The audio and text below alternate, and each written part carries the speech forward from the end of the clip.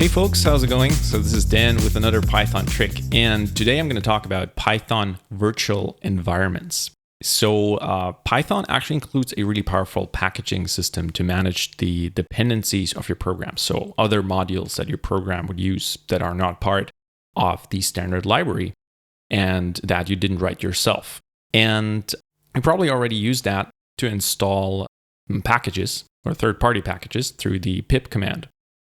One really confusing aspect about installing packages with the pip command is that by default, it tries to install them into your global environment.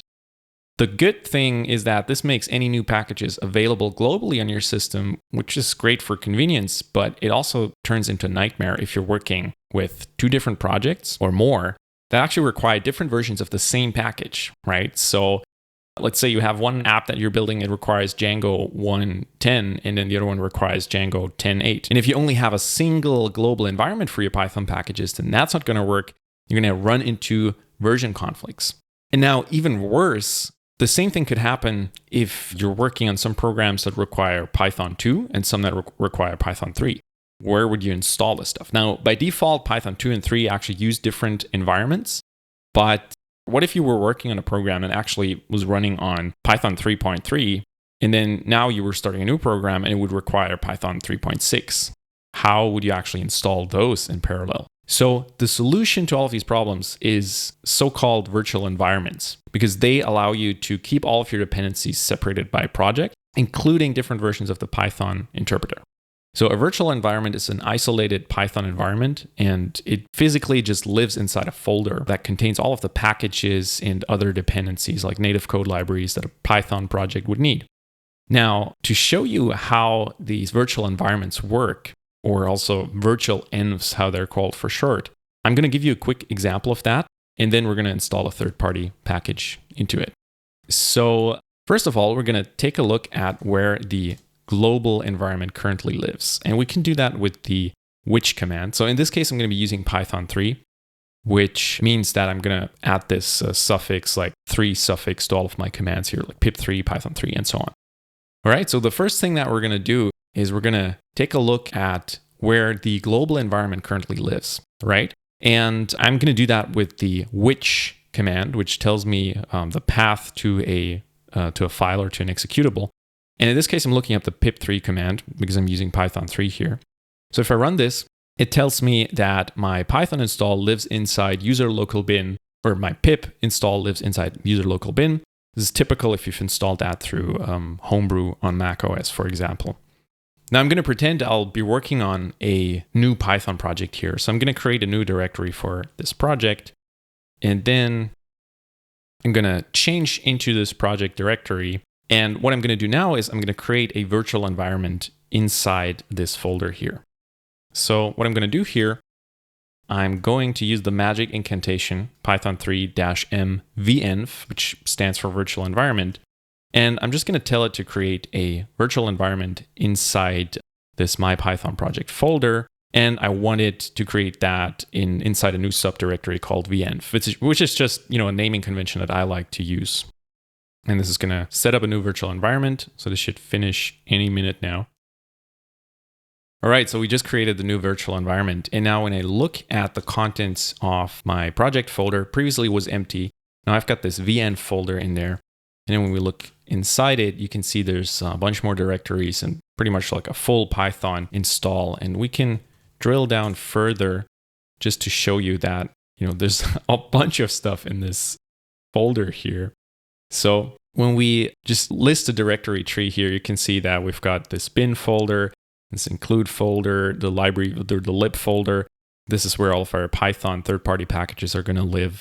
And they were seeded with some basic stuff, like a very basic Python install, right? And that's what a virtual environment does. Now we've pretty much got this tiny self-contained virtual environment, Python environment installed inside our project folder.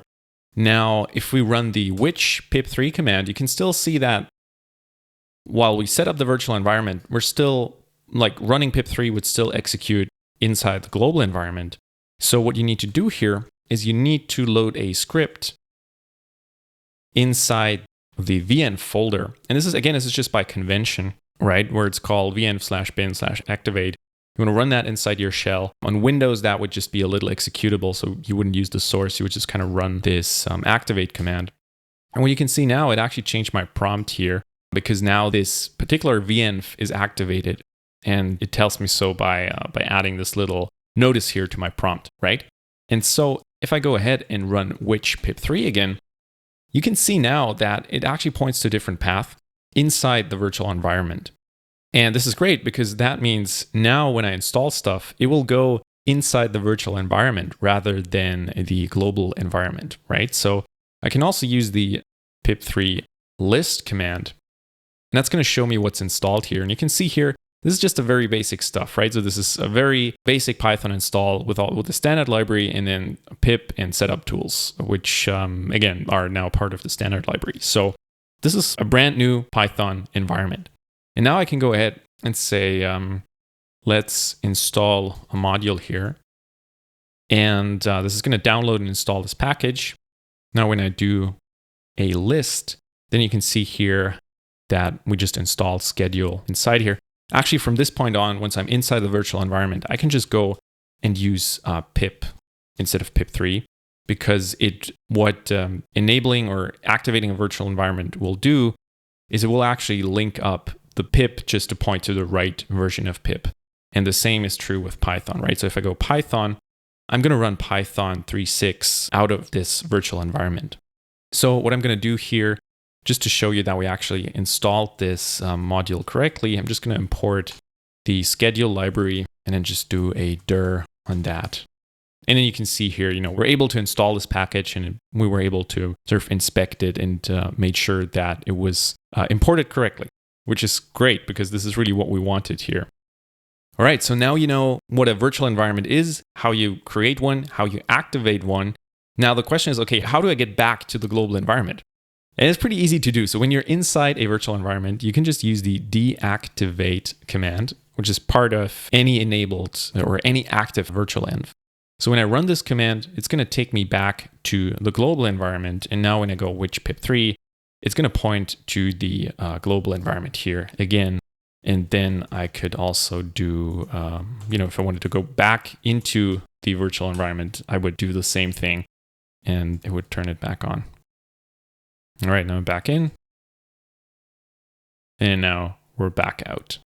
Cool. So again, a very simple tool actually, once you kind of understand how to use it, how the basic use cases for it work.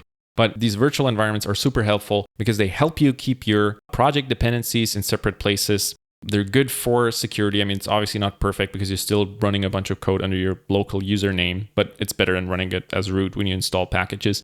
And they help you avoid version conflicts. And as a best practice, in general, all of your Python projects should use virtual environments to store their dependencies so that you can avoid conflicting versions and all of these headaches. So I hope this helped you out. If you want to learn more about tricks like that and sort of intermediate and advanced level usage of Python, then you should check out my book. It's called Python Tricks, and the link's in the description. Thanks so much and talk to you soon.